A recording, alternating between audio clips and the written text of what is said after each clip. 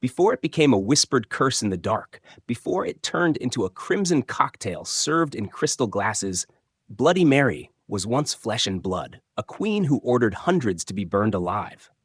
Most of us know the name through childhood dares. Half asleep nights when someone dared another to stare into a mirror and chant Bloody Mary 3 times. We laugh, we shiver, and then we forget. But for the people of 16th century England, that name was no joke, no childish nightmare. It was reality. A reality of fire and smoke, of blood and screams echoing across public squares.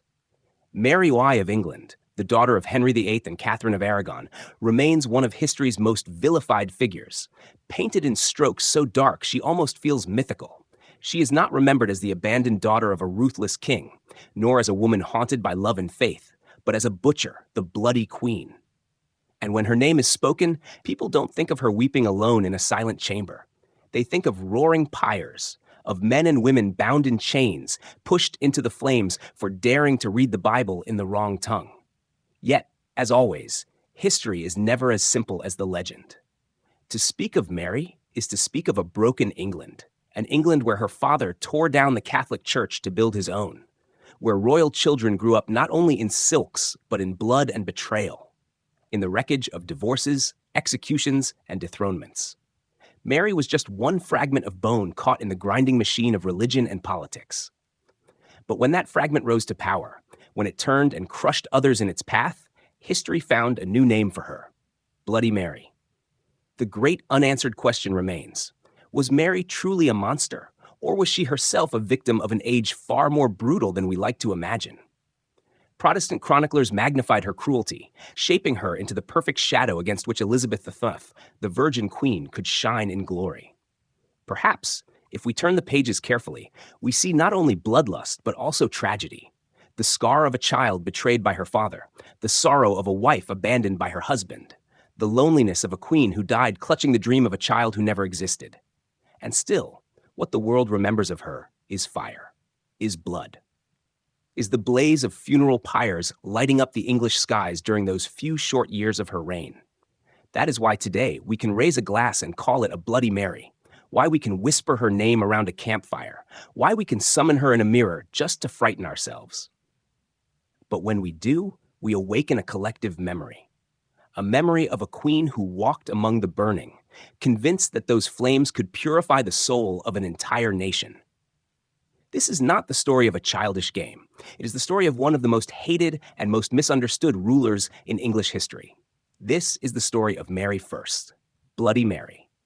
Mary Tudor was born on February 18, 1516, at Greenwich Palace, her first cries mingling with the pealing of church bells that rang out like a blessing upon the Tudor dynasty.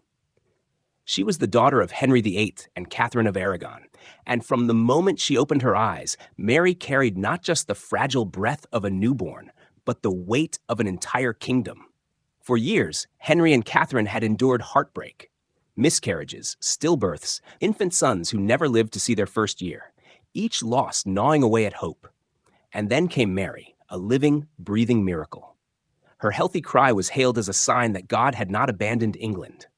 The court celebrated, the people rejoiced. Yet Henry's joy was shadowed by disappointment. He did not long for a child. He longed for a son. A daughter, no matter how bright or beloved, could never silence the anxious whisper about the Tudor line's survival. Still, in her earliest years, Mary was raised as a true princess, the legitimate heir to the throne. Henry adored her in fleeting bursts of fatherly affection, while Catherine showered her with both tender love and the exacting expectations of a queen who knew her daughter's very existence tethered her to Henry's waning affection.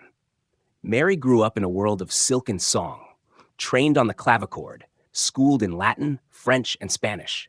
Small in stature but sharp of mind, with the determined gaze of her Spanish mother, she was called the jewel of the English crown. But behind gilded walls, cracks began to spread. Henry VIII, a man of boundless appetite and restless ambition, was also impatient, volatile, and easily swayed by passion. As Catherine failed to bear another son, his love soured into bitterness. His gaze wandered and fixed upon Anne Boleyn, a young noblewoman with charm, wit, and ambition enough to rival his own. To Mary, Anne was not just another woman. She was the thief of everything: her mother's honor, her own security, and the fragile peace of her childhood. Catherine, devoutly Catholic and fiercely proud of her Spanish royal blood, refused to yield. She clung to her crown with unshakable faith, declaring her marriage sacred, blessed by God and untouchable by man. To abandon it, she insisted, would be sin itself. Thus, before Mary's young eyes, a marriage once celebrated as a holy union between England and Spain unraveled into a battlefield. On one side was her father, increasingly distant, cold, and even cruel. On the other was her mother, proud yet ever more isolated, confined to her chambers, praying nightly for the soul of the husband who had forsaken her. Mary was only a teenager, yet she was forced to witness her world collapse. Henry did not simply seek annulment. He was willing to defy the Pope, sever ties with Rome, and forge the Church of England. It was a decision that shook Europe, but for Mary, it shattered something far more personal, the foundations of her family. Torn between love and loyalty, Mary's heart was in agony. She loved her father, even as she feared him, but she was fiercely loyal to her mother, who had taught her to pray, to believe that justice was safeguarded by God. When Henry demanded that Mary acknowledge his marriage to Anne and accept herself as illegitimate, Mary refused. It was not only rebellion, but the moment when a small fracture in their bond became a permanent chasm. To Henry, her defiance was a blow to his authority. To Mary, her father's demand was nothing less than an assault on her very soul. From then on, she became a hostage in a game of power. Imagine it. A girl barely into her teens, once a princess adored, reduced to a shadow. No longer Princess Mary, but Lady Mary, a title that cut like a blade, stripping her of her birthright. Those who once bowed now turned their backs, for the court only recognized Elizabeth, Anne Boleyn's daughter, as legitimate heir. Behind the palace walls, Mary learned her first harsh lesson. Power cares nothing for love, for tears, or for the bonds of blood. Power devours all to sustain itself. In that humiliation, her Catholic faith dug its roots deeper, not merely as religion, but as the lifeline keeping her afloat in a storm. History would later sneer at her as a fanatic, but how could she not cling desperately to faith when it was the only thing left that did not abandon her? When her father turned away, when her mother wasted into death in lonely captivity, when courtiers looked upon her with pity or scorn, Mary had only God left. And it was in those years that tragedy began carving itself into her destiny. The child once hailed as a miracle of the Tudor line was reduced to an outcast, branded her father's bastard. Here lay the seed of it all, the shame of her youth, the wound that never healed, and the belief that only the fire of faith could cleanse the sins of the world. Mary was not born to be Bloody Mary. But from the moment Henry VIII tore apart his marriage to Catherine, her path was set. An innocent child, chained to the doomed love of her parents, slowly transformed into a queen cursed by the very name history would give her. After Henry VIII declared his marriage to Catherine void and wed Anne Boleyn, Mary's entire world collapsed. Once a legitimate princess, she was now reduced to Lady Mary, a title that sounded both cold and bitter. To the court, she was no longer heir, no longer of political worth, not even the king's lawful child. To her own father, she had become a thorn in his side, a living reminder of the marriage he wished to erase, of a church he had renounced. Her exile was not to some distant land, but something far crueler. Exile within the very palace walls that had once sheltered her. Surrounded by familiar halls that had turned strange, Mary found herself a foreigner in her own home. She was torn away from her mother, forbidden to see Catherine. Every letter between them was censored or confiscated. Henry was determined to sever the bond between mother and daughter, fearing Catherine would keep planting seeds of defiance in Mary's heart. Her pain was not only loneliness, but the torment of knowing her mother was withering away in a cold, drafty castle, confined like a prisoner under the empty title of the former queen. In isolation, Mary wrestled with an agonizing inner conflict. Her father demanded she sign a paper acknowledging herself as illegitimate and accepting his supremacy over the church. Her mother, in the few rare letters that reached her, begged her to hold fast to her faith and honor. On one side stood survival at court, on the other, loyalty to her suffering mother. And Mary, guided by both instinct and devotion, chose her mother. The price was punishment. Her household was stripped down to a bare minimum, and she lived under constant surveillance, almost a prisoner. The court did not kill her. Henry still wished to preserve the image of a merciful father, but they turned her into a ghost, an uncomfortable presence no one dared speak of. As if that were not enough, Anne Boleyn made Mary's life even more bitter. Anne knew Mary's very existence threatened the future of her own daughter, Elizabeth. She did not hesitate to treat Mary as an enemy. On one occasion, Anne icily remarked that Mary ought to be executed. Though the threat never materialized, it left Mary in perpetual fear that her father might one day agree. Yet in the shadows of her solitude, Mary clung to one thing: her Catholic faith. She prayed daily, read her Bible, and held to the rites her father had banned. Her faith was not merely religion, it was her last thread of connection to her mother. If Catherine was stripped of her crown, then at least in Mary's heart, her mother remained God's chosen queen. Time passed, and Catherine grew frail. In 1536, the grim news arrived. Catherine of Aragon had died alone at Kimbolton. Mary was not allowed to see her, not even to bid her a final farewell. With Catherine's last breath, Mary lost the only anchor of her life. She wept, inconsolable, and the wound became a scar that would never heal. Just months later, Anne Boleyn, Mary's tormentor, was herself led to the scaffold. The world spun quickly, and Mary once again found herself in her father's favor. This time, thanks to Jane Seymour, Henry's third wife. To regain a measure of her status, Mary was forced to yield. She signed papers declaring her father's marriage to Catherine null and herself illegitimate. It was a humiliation as bitter as gall, but the only path to survival. Imagine it. A young woman who once believed in God's justice, who trusted in her mother's love and heaven's protection, now compelled to deny her mother with her own hand, to abase herself for her father's pardon. It was not just a betrayal of Catherine, but a fracture deep within Mary's soul. Physically, these years left her battered. Mary was often sick, at times unable to leave her bed. She suffered recurring stomach pains, bouts of exhaustion that left her a fragile body trapped in invisible chains. Some modern historians suspect she may have suffered from polycystic ovary syndrome or hormonal disorders, conditions that would later plague her with strange pains and infertility. But in her own time, her suffering was dismissed as divine punishment, or the supposed weakness of women. All of this forged a Mary who was frail in body, yet strangely hardened in spirit. To survive the Tudor court, she learned one could not rely on love or justice. One had to cling to something absolute. Mary chose to cling to her Catholic faith.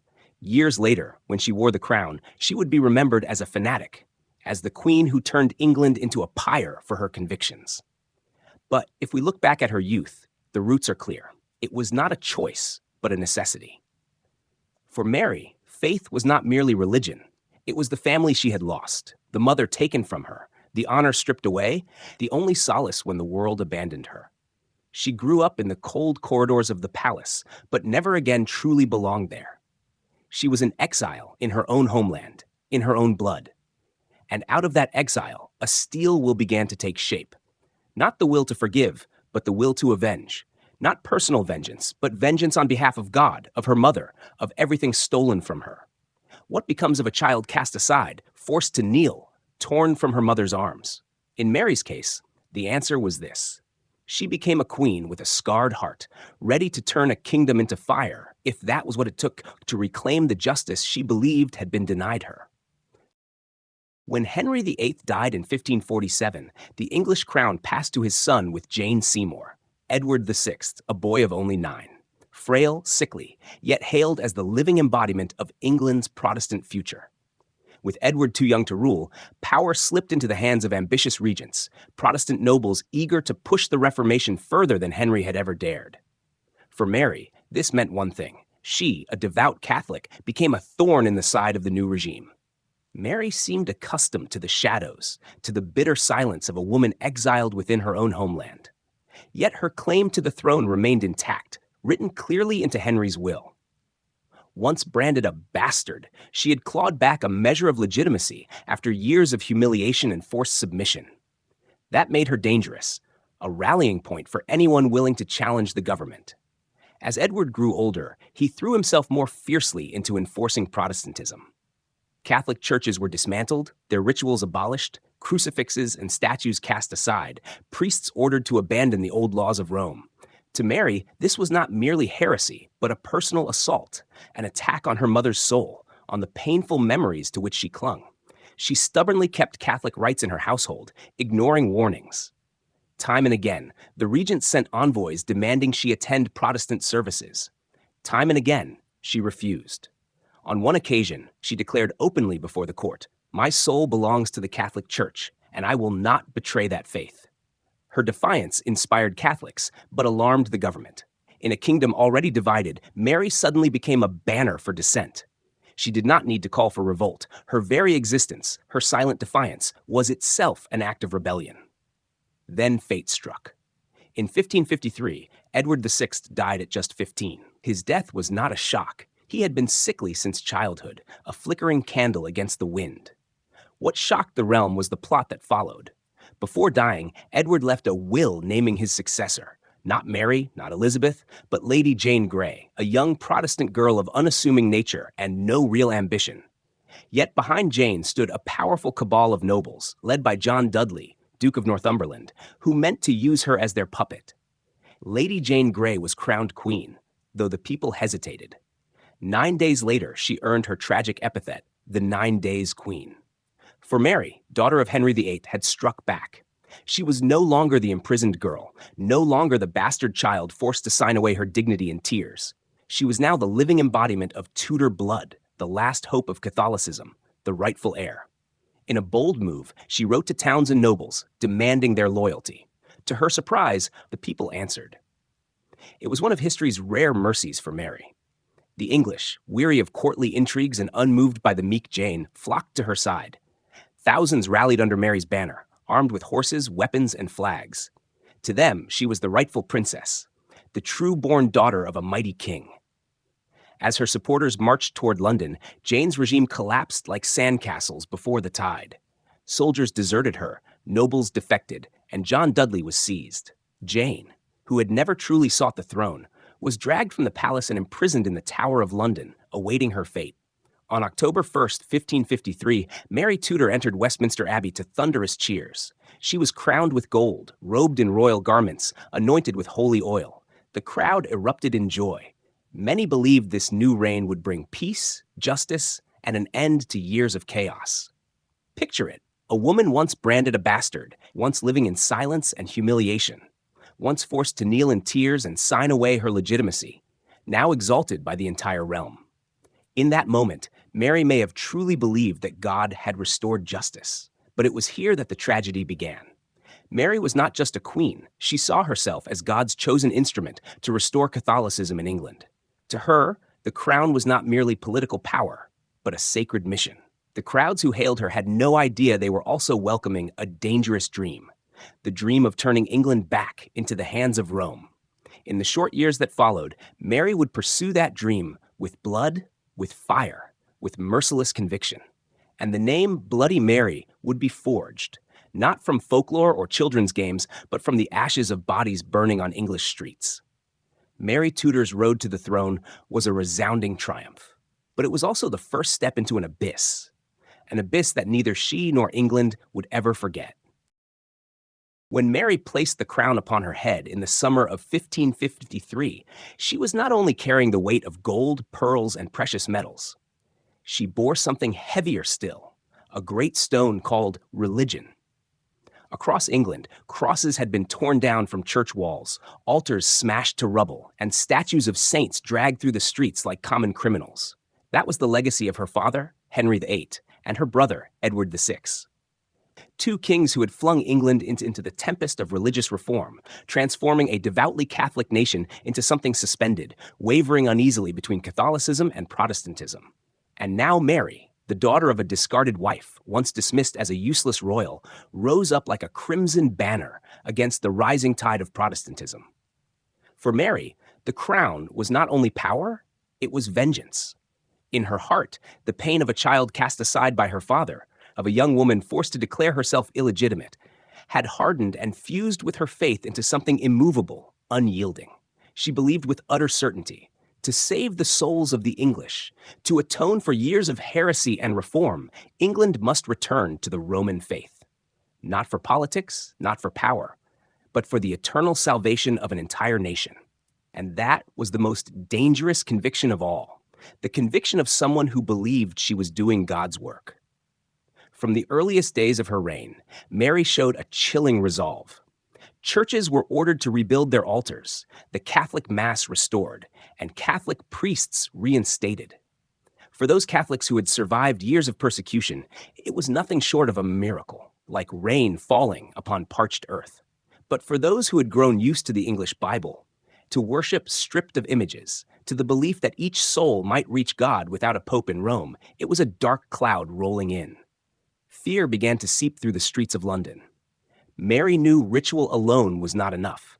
She needed something decisive, something to sever England from Protestantism once and for all. She found it in marriage. The man she chose, or rather the man she was compelled to choose, was Prince Philip of Spain, son of Emperor Charles V, the great champion of the Catholic Church. On paper, their union would draw England into a vast Catholic alliance stretching across Europe. In reality, it filled the English with dread. To them, Philip was not the Queen's husband, but a foreign intruder, a man who might reduce England to a Spanish province. The wedding of Mary and Philip in 1554 was no festival of love, but a heavy political contract. When Mary walked down the aisle, her face was no longer that of a hesitant maiden, but a mask of icy determination. She believed love might come later, or never at all, so long as God was honored, so long as Catholic faith was restored. But the people of London saw something else. As they watched the wedding procession, they whispered that the age of Spanish chains had begun. And even as the church bells rang, the smoke of rebellion was already rising from beneath the ground. Resistance did not take long. Only months after the wedding, England erupted in what became known as Wyatt's Rebellion. It was not merely political defiance, but a fusion of religious and national resistance. The people would not be dragged into Spain's embrace, nor would they see their churches filled once more with incense and Roman ritual. The revolt was crushed, and rebel blood ran through the streets of London. But to Mary, it was a clear signal. Compromise was dead. Only one road remained: purge. And so, beginning in 1555, the fires were lit. Protestant preachers were arrested, English Bibles confiscated, and hundreds of men and women, bishops and craftsmen alike, were marched to the stake. The flames consumed not only their bodies, but the very memory of a people. In the flickering light of those fires, Mary saw not crime, but purification. She believed their souls, in some divine way, were saved through suffering, while the living were warned back into the true faith. But to the people, to the children huddling in alleyways as the flames lit up the night sky, Mary was no longer God's queen. She was Bloody Mary, a name not born in official records, but whispered in taverns after curfew, murmured in the nightmares of orphans whose parents had died on the pyres. A name that outlived her, stretching beyond her reign of only 5 short years. Amid the crowds, Mary became a stranger. She saw herself as God's apostle, while they saw only an executioner. That chasm was never bridged.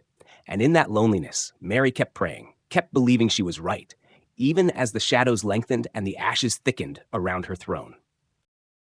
There is a sound that never left the memory of the 16th century. It was not the fanfare of trumpets at a coronation, nor the solemn toll of church bells as the faithful knelt in prayer. It was the crackle of dry wood, the hiss of melting fat, and the piercing screams that tore through the London dawn. They said that when Mary Tudor took the throne, fire itself became part of the public ritual, an open-air cathedral where souls were cleansed in ashes. Smithfield, once nothing more than a livestock market, long accustomed to the smell of charred meat and discarded bones, became the stage for a new kind of drama. There, the so-called heretics, Protestants who refused to return to the Catholic fold, were bound to stakes, trembling hands tied tight, wide eyes staring into the crowd. And the crowd, packed shoulder to shoulder, watched with a mixture of horror and fascination, as if attending some grim performance. Under Mary's reign, more than 300 people met this fate. They did not simply die, they burned, and history never forgot the smell. Why did Mary do this? The answer is not simple. To her, it was not cruelty, but necessity. After years of Protestant dominance under her father and brother, she believed England's soul had been poisoned. She did not think of herself as a murderer, but as a savior, redeeming the souls of her victims, and above all, redeeming the soul of the nation. Death by fire was not merely a punishment, it was a thunderous warning. No one would be allowed to betray the Catholic faith. Yet Mary could not have foreseen that those same flames would scorch her own image forever in the memory of her people. The first prominent figure to face execution was John Rogers, a translator of the Bible. Londoners once knew him as a humble scholar, but now they were forced to watch him turn to ash. The most haunting detail was not Rogers' cries, but the silence of his little son, standing in the crowd, staring at his father's burning body without shedding a single tear. That silence was colder than the flames themselves. Then came others of greater renown, Hugh Latimer and Nicholas Ridley, two famous Protestant bishops. As they stood before the stake, Latimer turned to Ridley and spoke words that would echo through the centuries. "This day we shall light such a candle in England as I trust shall never be put out." His prophecy, delivered through smoke and cinders, was not just for his companion, but for the future, foretelling that the blood of martyrs would seed a Protestant England. And indeed, it proved true. But nothing compared to the spectacle of Thomas Cranmer's death, the former Archbishop of Canterbury, who had once blessed the marriage of Mary's father to Anne Boleyn, her mother's most hated rival. At first, Cranmer recanted his Protestant faith, hoping to save his life. But when he realized no pardon would come, he reversed course at the very end. Before the fire, he raised the hand that had signed his betrayal and declared, "This hand hath offended, and this hand shall first taste the fire." Witnesses said that as the flames rose, he thrust that hand into the blaze, holding it there until it withered, as if to purge his guilt before the rest of his body was consumed. The crowd fell silent. No one thought of it as a public ritual anymore. It had become a shared nightmare. From then on, Smithfield was no longer just a place. It became a symbol of smoke, of blood, and of helplessness before the vast religious machinery Mary had set in motion. The fires did not only consume human bodies, they steadily burned away the people's trust in their queen. Whispers began to spread in the shadows. She was no longer Mary Tudor. She was Bloody Mary. What Mary never understood was this: brutality does not create loyalty, it creates memory. And memory does not fade. Each column of smoke from Smithfield rose like a curse, drifting over London and clinging to her name forever. The people of her time may have trembled before the flames, but their descendants remembered only one thing: a queen who turned her capital into a living graveyard. If the name Bloody Mary was seared into history with fire and blood at the burning stakes of Smithfield, then the shadow that always loomed over Mary's heart bore the shape of one man, Philip II of Spain. When Mary married Philip, she believed God had given her a strong Catholic husband, a partner who could help her drag England back under the authority of Rome. Yet this marriage, arranged as a grand move in the game of politics, soon became an invisible prison, and Mary herself the prisoner. Philip arrived in London like a royal guest of honor, welcomed by Mary with faith, longing, and complete devotion. But he was never truly hers. Cold, distant, and calculating, Philip saw England as nothing more than a minor piece on the vast chessboard of Habsburg power. Mary, on the other hand, was utterly consumed. She looked at him as though he were a savior in human form, someone who could not only legitimize her throne, but also heal the wounds of a childhood marked by rejection, isolation, and humiliation. She wrote to him with words drenched in affection, while he replied with the dry language of political alliance. The greatest desire of Mary's heart, the one she saw as proof of love and God's grace, was to bear a child. When rumors of her pregnancy spread through court, England erupted in celebration, and Mary herself lived in wild, radiant hope. But the swelling belly she carried held nothing but an illusion. What history remembers as a phantom pregnancy was not just a strange biological episode. It was a devastating blow to the heart of a woman already crushed by loneliness. The child never existed, and with it vanished the fragile dream of family, of a future forever bound to Philip. As Mary withered in waiting, Philip returned to the pursuits of empire on the continent. She kept writing, clinging, begging for his presence. But he only came back when politics required it, and left as soon as there was nothing left to gain. The more desperate she became, the more she leaned on faith as a narcotic, driving the persecution of heretics ever further, as though the spilling of their blood might somehow fill the hollow silence of her palace and her soul. All her life, Mary had never escaped the ache of abandonment, by her father, by her mother, by her subjects, and finally by the man she called her only love. The court whispered of the fading beauty of their queen, of nights spent weeping alone in her chambers, of the hopeless jealousy she poured upon Philip. And when illness began to gnaw at her body, the woman who once held the crown of a kingdom in her hands found herself face to face with her oldest, deepest fear: absolute solitude. Mary did not simply die in the tolling of church bells and the flames that devoured London's heretics. She died slowly in the shadows of a love that was never returned, in the eternal darkness cast by Philip II, the man who became the symbol of her sorrow.